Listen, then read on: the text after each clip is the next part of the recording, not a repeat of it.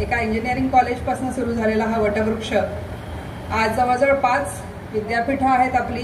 MIT World Peace University Pune, MIT ADT University Loni Kalbhor Rajbag, MIT University Shillong, MIT University Avantika विद्यापीठ उज्जैन आणि ही MITच्या फ्लॅगशिपच्या अंडरची 5वं विद्यापीठ आहे.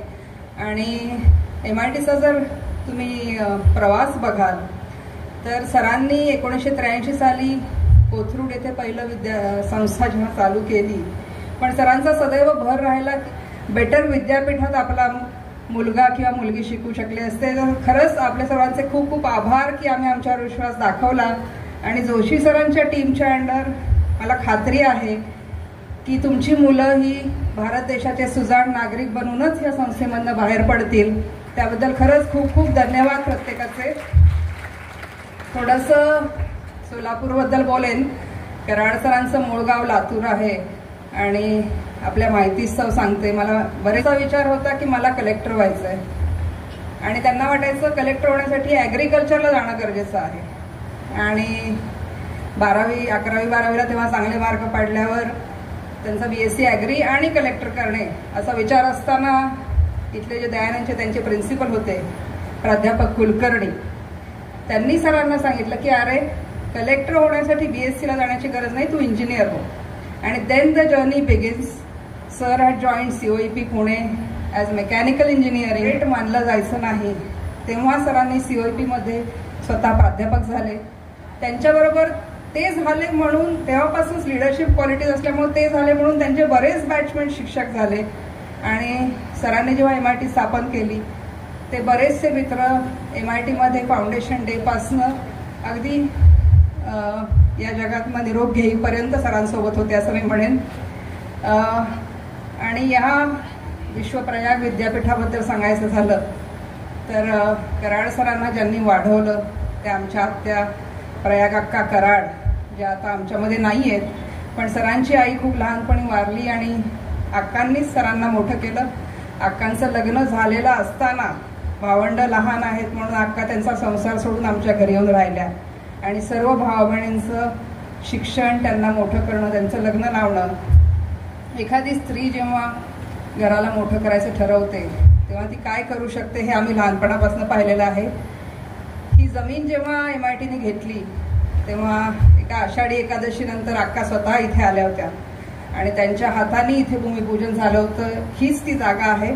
काही जुने कर्मचारी इथे आहेत, त्यांना लक्षात असेल की अक्कांच्या हस्ते इथे भूमिपूजन, कराड सर, अक्का, माझे मोठे काका तुळशीराम अण्णा कराड हे सर्व त्या कार्यक्रमाला उपस्थित होते. आणि त्याच्यानंतर विश्वशांती गुरुकुल स्कूल चालू झालं आणि मागच्या वर्षी जेव्हा प्रायव्हेट स्टेट विद्यापीठ महाराष्ट्रात निघत होती तेव्हा कराड सरांनी अशी इच्छा व्यक्त केली की सोलापूरला विद्यापीठ काढायचं आहे. आता आमची बरीच चर्चा होती की सर छोटं ठिकाण आहे, शिक्षणाचं महत्त्व किती असेल आणि आपला रिस्पॉन्स कसा मिळेल.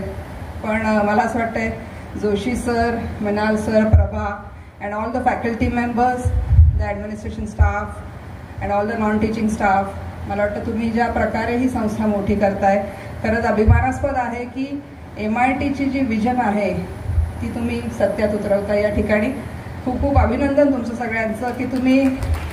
कराड सरांनी आता हमारे चीफ गेस्ट सर जो है उन्होंने कहा कि नेशनल एजुकेशन पॉलिसी के इम्प्लीमेंटेशन के लिए डॉक्यूमेंटेशन बनाए गए.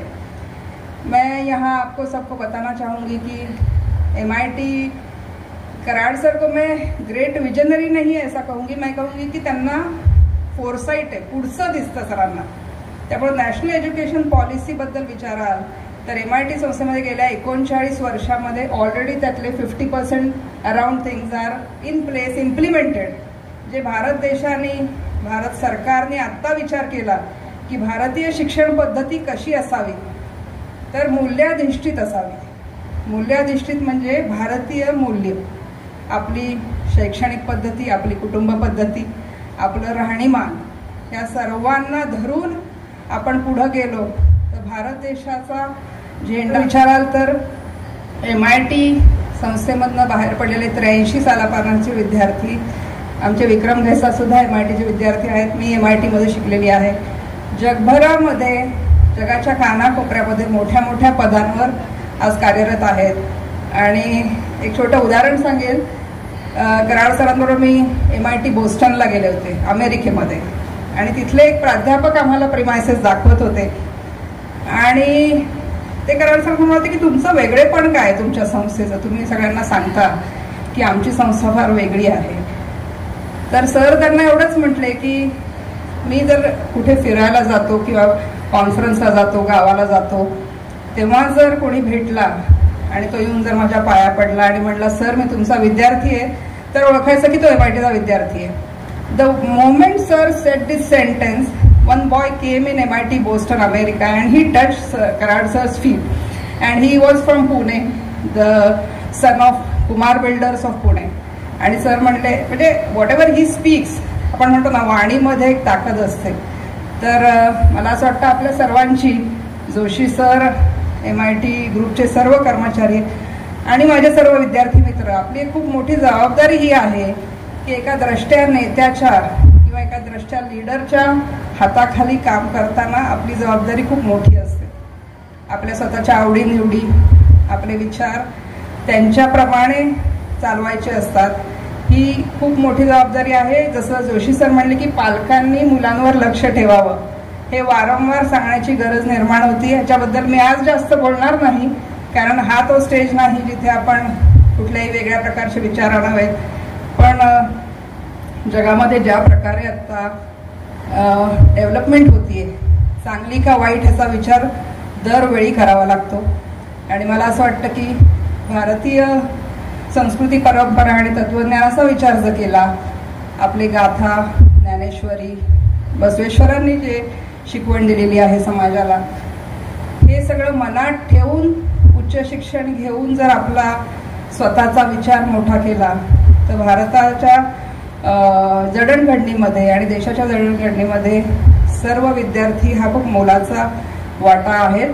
आता असं म्हणतात की भारत हा सगळ्यात यंग देश आहे, पण काही वर्षांनी हेही ध्यानात ठेवलं पाहिजे की तो तिथे सगळ्यात जास्त वृद्धांची संख्या असणार आहे. त्याची तयारी सुद्धा मनात आपण कुठेतरी केली पाहिजे की youngest country and the most populous country of the world असं जेव्हा म्हणतात, तेव्हा आपण खरंच त्या पात्रतेमध्ये उतरतोय का. आत्ताच ऑलिम्पिक झालं, तर मी जस्ट विचार करत होते जेव्हा ती बोट पाण्यातनं आली आणि ते म्हणले की the most populous country of the world, आणि जगत आणि विश्वगुरू म्हणून होणार नाहीये. त्याच्यासाठी जे कष्ट घ्यायचे आपण सगळ्यांनी मिळून, ते घेणं खूप गरजेचं आहे. नाहीतर नुसतं आपण गप्पा मारतो, आपण स्वतःचं कौतुक करतो आणि शांत बसतो. ही जबाबदारी नाहीये. सध्याच्या पालकांची आणि विद्यार्थ्यांची जबाबदारी ही आहे, मुलांना फक्त शिक्षणातच नाही, एखाद्या मुलाची किंवा मुलीची खेळामध्ये आवड असेल तर तेही एक उत्तम करिअर होऊ शकतं, हे लक्षात ठेवण्याची गरज आहे. एखाद्या डॉक्टरांच्या मुलाला असं वाटू शकतं की मला इंजिनियर नाही, मला आर्टिस्ट व्हायचं आहे, तर तो सपोर्ट आपण आपल्या मुलांना केला पाहिजे, ना की बळजबरी. तर मी सगळ्या पालकांना विनंती करेन की तुमच्या मुलींची आवड जाणून घ्या, ती जोपासा. शिक्षण हे आहेच, शिक्षण घेणं गरजेचंच आहे, पण शिक्षणासोबत छंद जोपासणं, कला जोपासणं हेही तितकंच गरजेचं आहे. आणि आय एम शुअर की विश्वप्रयाग युनिव्हर्सिटी होलिस्टिक डेव्हलपमेंटच्या अंडर हे सर्व प्रोग्राम लवकर तिथं चालू करेल. आता तुम्ही इंजिनिअरिंग, BBA, BCA, MBA आणि pharmacy, I think we are running few courses. पण लवकरच MIT ADTच्या धर्तीवर आपण होलिस्टिक डेव्हलपमेंट व संगीत कला असो किंवा इतर विषयाचं नॉलेज असो, नॅशनल एज्युकेशन पॉलिसीमध्ये त्याच्याकडे जमीन आहे, आपण जाऊन त्यांना मागू.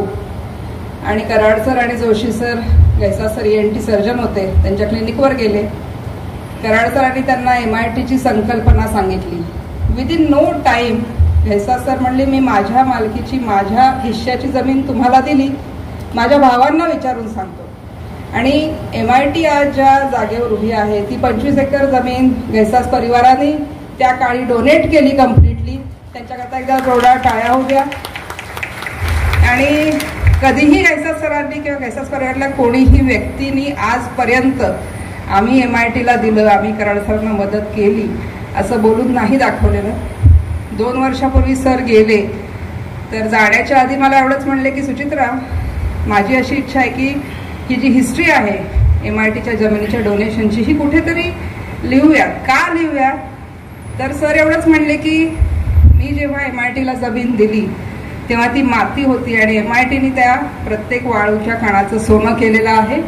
आणि हा बोर्ड वाचून एका जरी व्यक्तीला असं वाटलं की शिक्षण संस्था किंवा जे वेगवेगळ्या क्षेत्रामध्ये NGO आहेत त्यांना जर मदत करावी तर माझ्या विचाराला मी जगापर्यंत पोहोचू शकलो असं मला वाटेल.